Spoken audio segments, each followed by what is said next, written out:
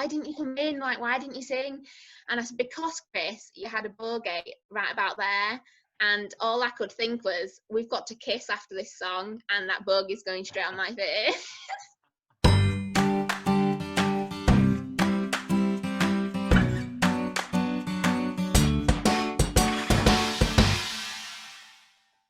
Hi guys, welcome to another episode of Interval Conversations. I'm joined today by the wonderful Francesca Preston. Now, I've known Fran about 10 years now. We've done quite a few Am Dram shows together. So, Chess, how are you doing? I'm all right, Nathan, are you? Yeah, almost slipped up on the nickname then. I'm good. So, Chess, how did you get involved with Am Dram? Did it again, sorry. I'd probably say, it's all right. I'd probably say through family, really. So my parents just brought me up on it, probably since I was about 4 or 5. I think it was Les Mis they took me to see first. Obviously, it was quite a young age. And apparently, my mum said that the box office lady was quite sort of a bit worried, really. She said, you know, is she a bit too young, sort of thing. But my mum said she'll sit through it absolutely perfectly fine.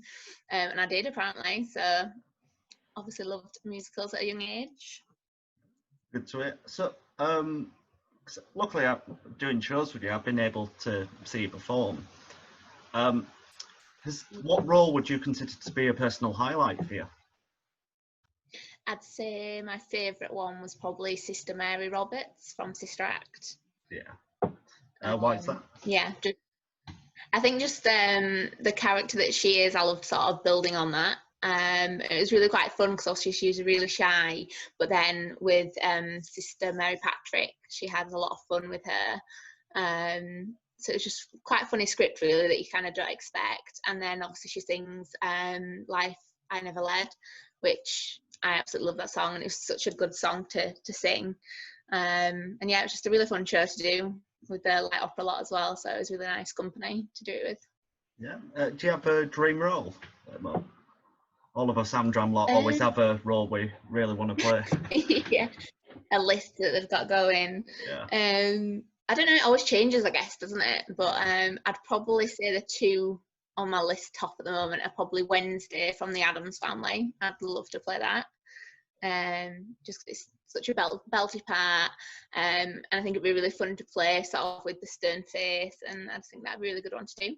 And my other one would be Bonnie from Bonnie and Clyde, which I think a lot of people don't know about that musical, but the songs in it are absolutely fab. So, and the accents and everything in that one. So yeah, I think that'd be a really nice one to do. Now, obviously, like doing shows through Halifax Amateurs, like opera, there's always bound to be some mishaps happen, especially usually opening night for Chaos. So do you have any like on stage, backstage mishaps?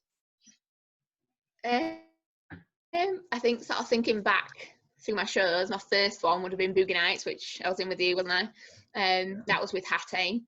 So that was my first show, actually, I think, when I was 18 and 19.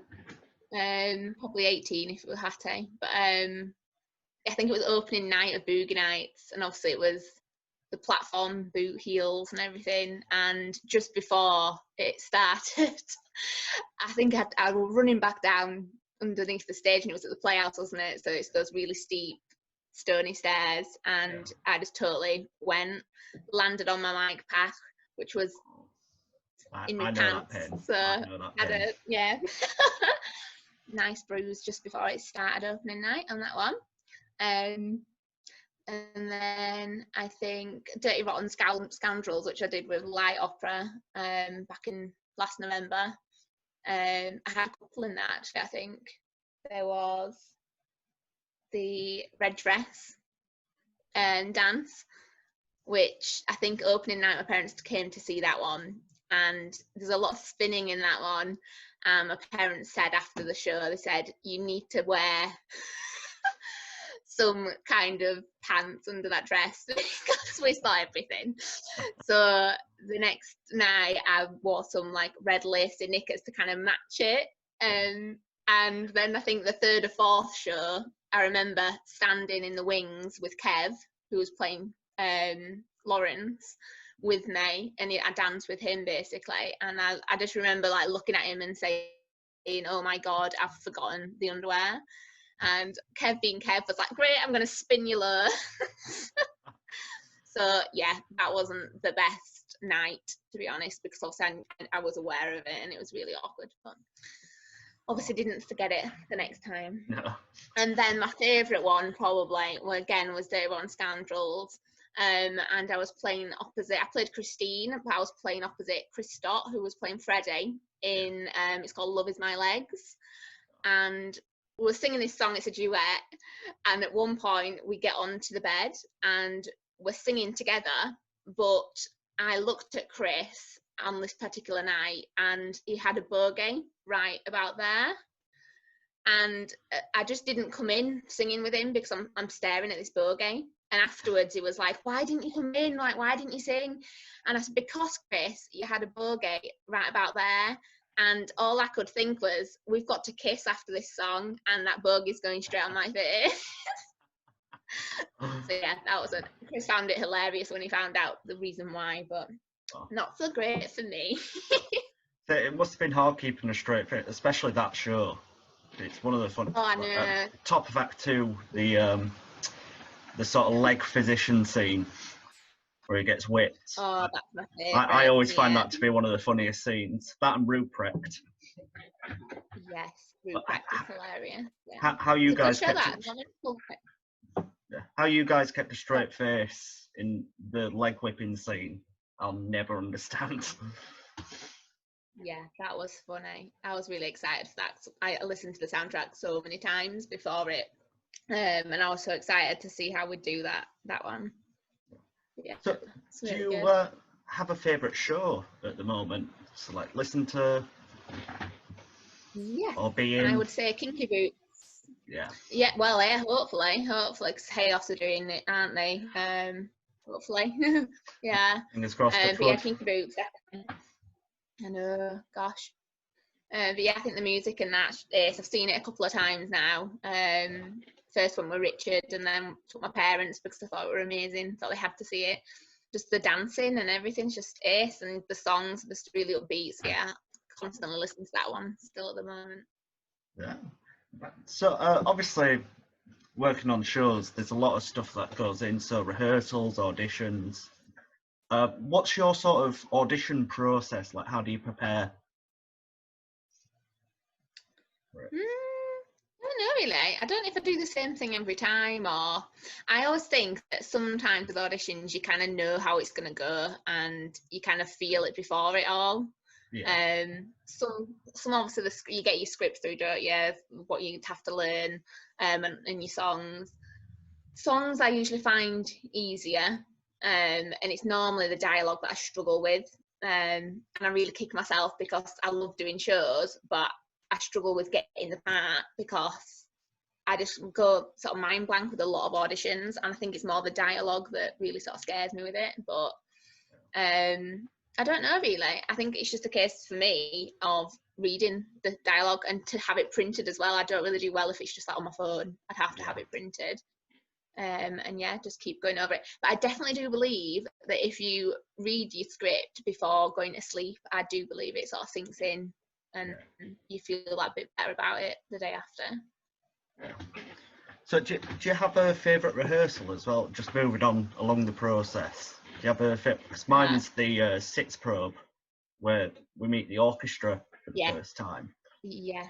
It's always to be the best fair, that rehearsal. probably yeah, absolutely. I think it's the most fun because everyone knows what they're doing now, the singing, and you can literally just listen to the band playing, which I think is the best part as well, is hearing the band all together, and then getting to sing with it, definitely.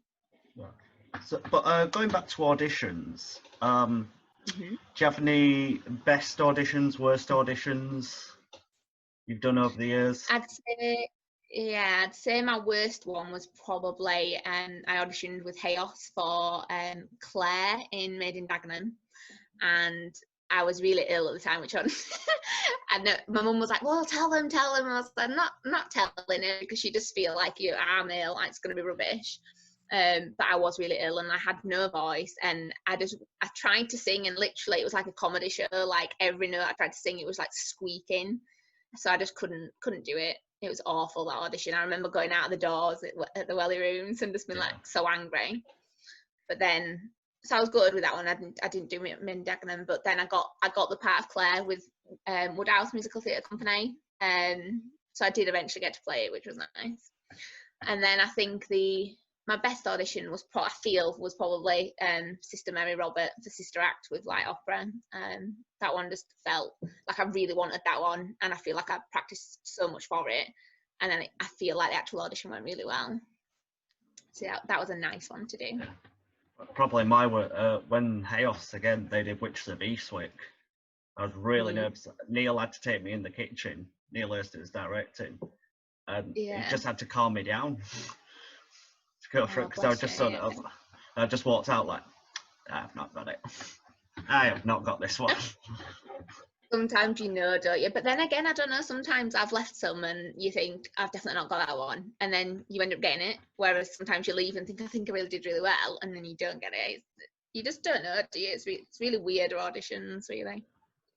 So do you have any, like, going back to show week horrors, like certain performances?